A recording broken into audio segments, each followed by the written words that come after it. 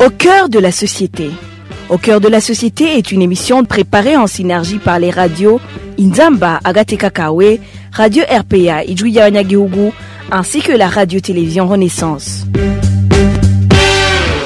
Le gouvernement du Burundi regrette que ses efforts au développement des citoyens ne sont pas appuyés comme il le fallait par les bailleurs de fonds traditionnels. Gitega accuse ces organisations de privilégier les organisations non étatiques qui travaillent directement avec la population. Est-ce que pour aider le développement de la population, on doit passer nécessairement par l'aide publique au développement? Pourquoi certains bailleurs préfèrent de financer les organisations non gouvernementales? Pour répondre à ces questions, donne la parole à un expert en économie. À la présentation de ce magazine d'aujourd'hui, Zawadi Grace, bienvenue.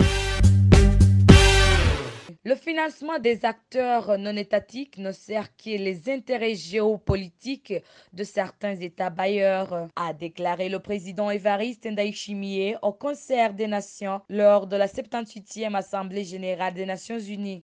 Le triste constat est que l'aide publique au développement, qui devrait appuyer les efforts du gouvernement à la recherche du bien-être des citoyens, s'est peu à peu effondrée au profit des financements destinés aux acteurs non étatiques, servant les intérêts géopolitiques et économiques inavoués de certains États bailleurs.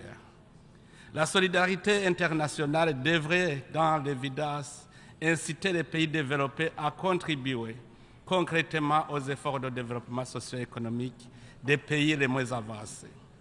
La morale dans Dicto Kirundi, Nautungira Muboro, qui signifie que la prospérité n'est durable que si elle est partagée, nous rappelle qu'investir pour la prospérité de son prochain, c'est garantir véritablement la sécurité et la durabilité du progrès de soi.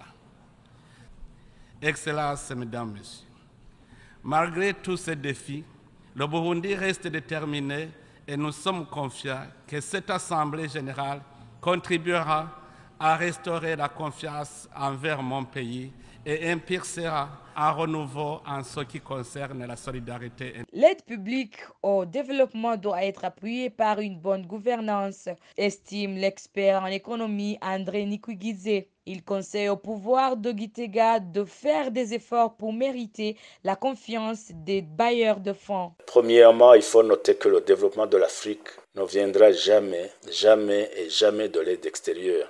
L'aide extérieure n'est qu'un appui aux efforts nationaux et ne peut pas assurer la prospérité des pays bénéficiaires. Si c'était le cas, le Burundi serait depuis longtemps développé, parce que le Burundi a bénéficié de beaucoup d'aides extérieures depuis les dernières années surtout. Je vous dirais par exemple qu'entre 2003 et 2016, l'aide au développement accordée au Burundi a été multipliée par plus de 8, passant d'un montant de 90 millions de dollars en 2003 à environ 750 millions de dollars en 2016. Et les partenaires de développement s'étaient en fait mobilisés pour appuyer le nouveau gouvernement du CNDD-FDD issu des accords d'Arusha.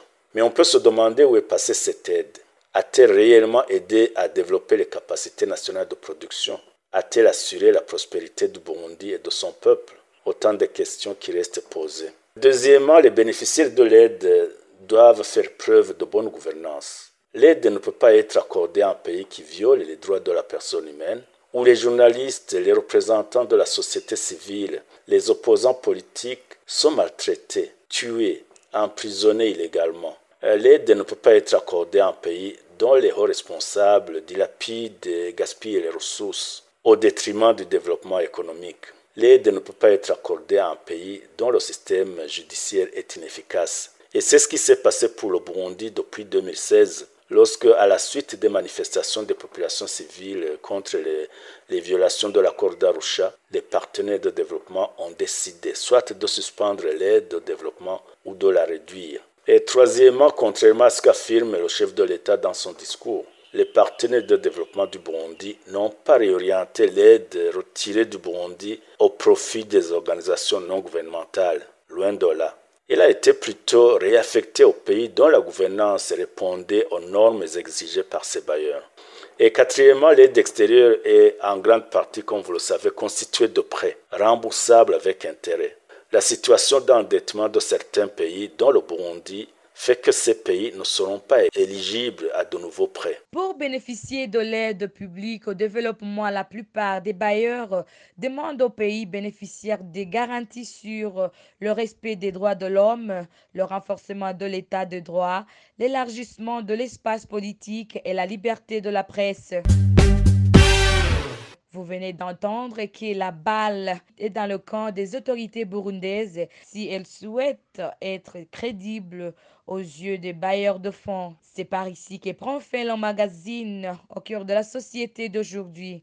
À la présentation, c'était Zawadi Grace. Au revoir. C'était l'émission Au cœur de la société.